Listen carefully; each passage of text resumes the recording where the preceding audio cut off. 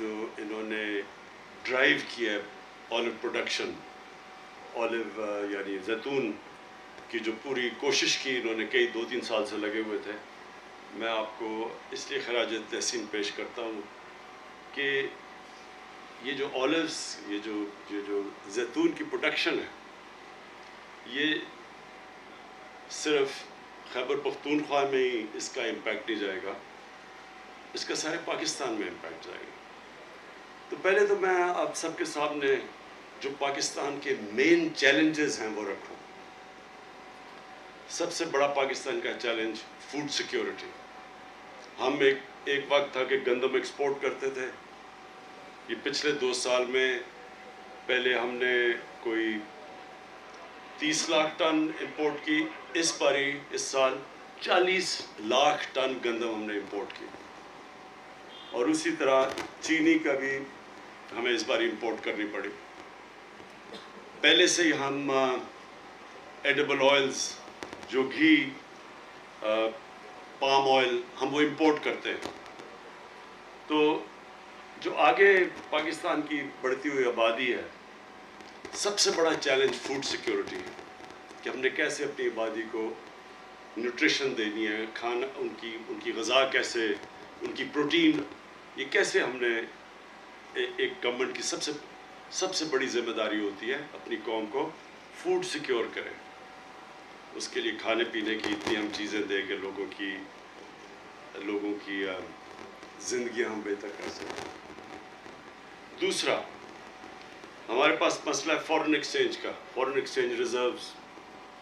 ہم جو دنیا سے امپورٹ کرتے ہیں اور جو ہم دنیا کو ایکسپورٹ کرتے ہیں، اس میں بہت فرق ہے. اب کم ہو گیا ہے، لیکن جب ہمیں گورنمنٹ ملی تھی تو پاکستان کی تاریخ کا سب سے بڑا خسارہ تھا.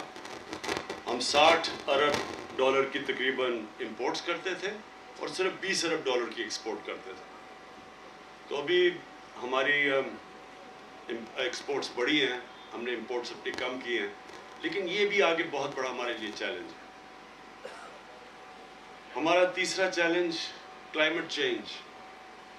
پاکستان بدقسمتی سے ان 10 ملکوں میں ہے جو سب سے زیادہ، جو یہ موسم میں گرمی پیدا ہو رہی ہے جس کو کلائمیٹ چینج کہتے ہیں، سب سے زیادہ وہ 10 ملکوں میں پاکستان بھی ایک ہے جو سب سے زیادہ متاثر ہے.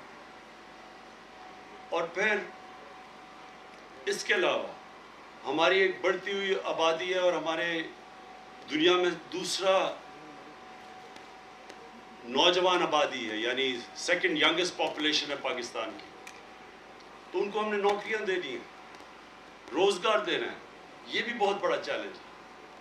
اور پھر شہروں کے اندر ہمارے بڑی تیزی سے پولوشن بڑھ رہی ہے، آلودگی، تو یہ بھی چیلنج ہے.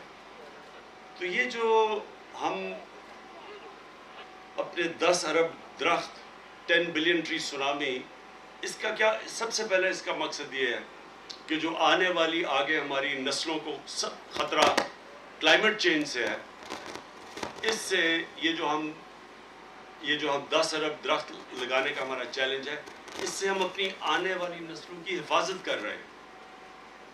ہم ان کی فیوچر کو پروٹیکٹ کر رہے ہیں، اپنے بچوں کی فیوچر پروٹیکٹ کر رہے ہیں یہ سارے ملک میں درخت لگانے کے لیے. تو جتنے بھی ہمارے جن کے بچے ہیں ان کو اس لیے شرکت کرنی چاہیے اپنے بچوں کے لیے. جو نوجوان ہمارے ہیں ان کو اپنی مستقبل کے لیے اس 10 ارب tree tsunami, 10 billion tree tsunami میں شرکت کرنی چاہیے. یہ آگے ملک کی، یہ ساری دنیا میں کلائمیٹ چینج بہت بڑا ایشو بن گیا ہے، لیکن ہمارا ملک کیونکہ زیادہ ولنریبل ہے، زیادہ خطرہ ہے، اس لیے اس پہ سب کو شرکت کرنی چاہیے. تو یہ جو آج ہم یہ آلو پلانٹیشنز کی، یہ جو زیتون کے درختوں کی ہم پورا یہ آج پلانٹیشن کر رہے ہیں اتنے بڑے علاقے کے اندر، اس کا ایک تو یہ مقصد ہے کہ ہم اپنے ملک کو شجرکاری کر رہے ہیں. دوسرا مقصد کہ جو زیتون ہے، یہ اس سے فورن ایکسچینج آ سکتا ہے. جس پیمانے پہ ہم یہاں زیتون کے درخت لگانے جا رہے ہیں، تو بجائے پاکستان اس وقت اپنا قیمتی ڈالرز اپنے خرچ کرے باہر سے ایڈیبل آئلز امپورٹ کرنے کے لیے، اگر ہم کامیابی سے یہ پوری طرح جو اب ہمارا پلان ہے سارے پاکستان اس علاقے میں جدھر زیتون لگ سکتا ہے اور خیبر پختونخوا کے اکثر علاقوں میں لگ سکتا ہے. یہ جو دریائے سندھ ہے اس کا جو رائٹ بینک ہے سارا سلیمان رینج تک اوپر قبائلی علاقہ یہ سب سے بہترین علاقہ ہے زیتون کے درختوں کے لیے. اور وہ علاقے بھی ایسے ہیں کہ اور کچھ زیادہ اگ بھی نہیں سکتا وہاں.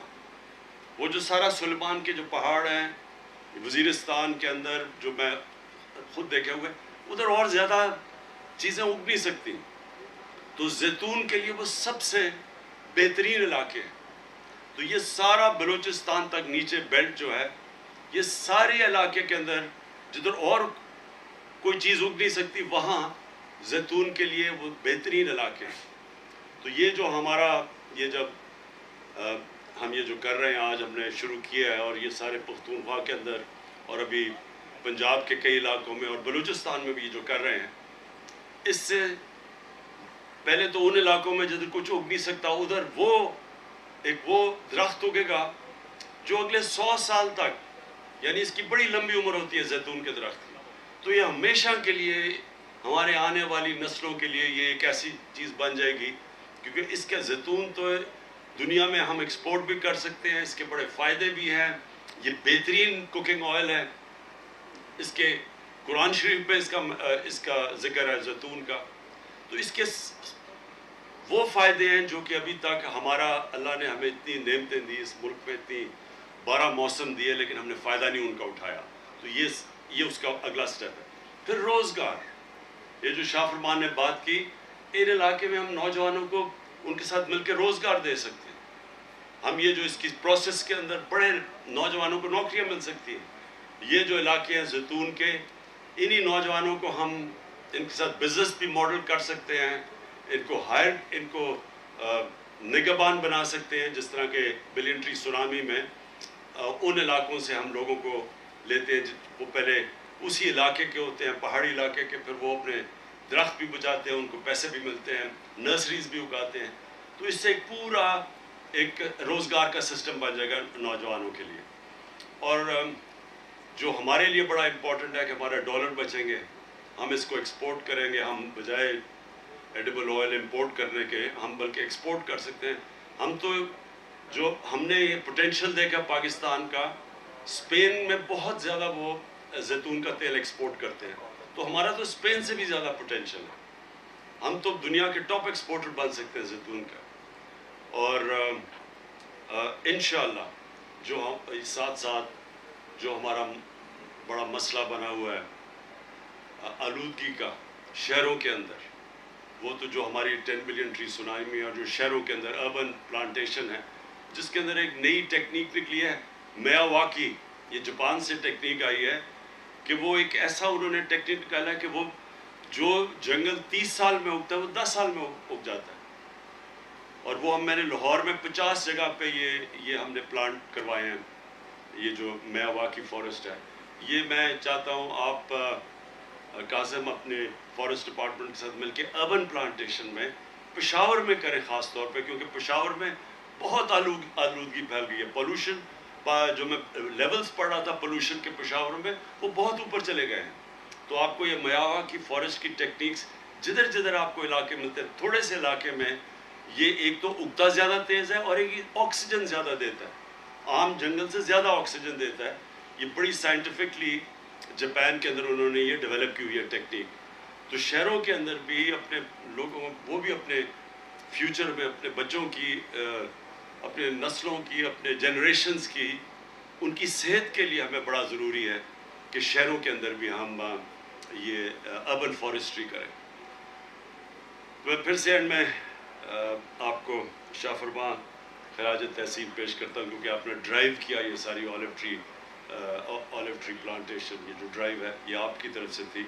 یہ بڑی زبردست ہے اور اب ہمارا سارا جو پاکستان میں جو ہم 10 بلین ٹری سونامی کریں اس کا ہم حصہ بنا لیں گے. اور آخری چیز میں بھول نہ جاؤں فروٹ ٹریز ہمارے پاس پھلوں کے درخت ہم اسی کے اندر شامل کر لیں گے. اس سے بھی مقامی علاقوں کے اندر لوگوں کو روزگار ملے گا. ان کے لیے ان کی آمدنی میں اضافہ ہوگا. پاکستان میں بہت مختلف قسم کے پھلوں کے درخت اگ سکتے ہیں. اور اس میں مسئلہ یہ ہے کہ ہم نے کبھی سوچا نہیں اس کا. ہمارے پاس 12 موسم ہیں.